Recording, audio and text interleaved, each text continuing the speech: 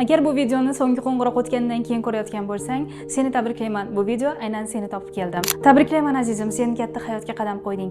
Endi seni kelajakda nima kutayotganini taxmin qilib ko'ramiz. Xo'sh, sinfdoshlaringga tupur. Ular hammasi aldoqchisan telefon qilsa, lekin uni ko'tarmaydi. O'g'il bola bo'ladigan bo'lsang, san tanimiliga qarindosh urug'laring, mahalling, qayerdagi tanishlaring qayta va qayta qatga topshirishinga san so'rabasingdan burnigisini tuqurishadi.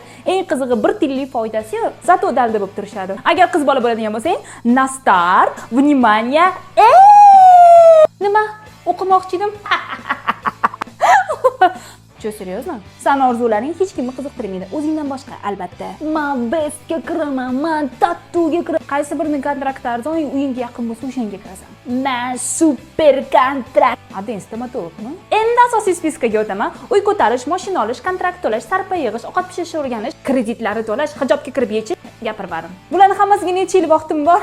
Sentyabrdan dekabrgacha vaqting bor. Men qara, o'qishga kirsang, kirding, kirmasang, endi Rossiyada tog'ingni oldiga ketasan. Samarqandlikmisizlar? Bye bye. Stop!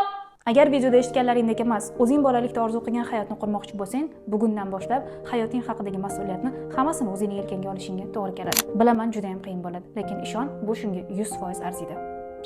Peshandan olish ma'nosini nimaligini bilasanmi? Seni yaxshi ko'raman, asrab-avaylayman va doim qo'llab-quvvatlayman degan. Yangi hayot, yangi sen bilan.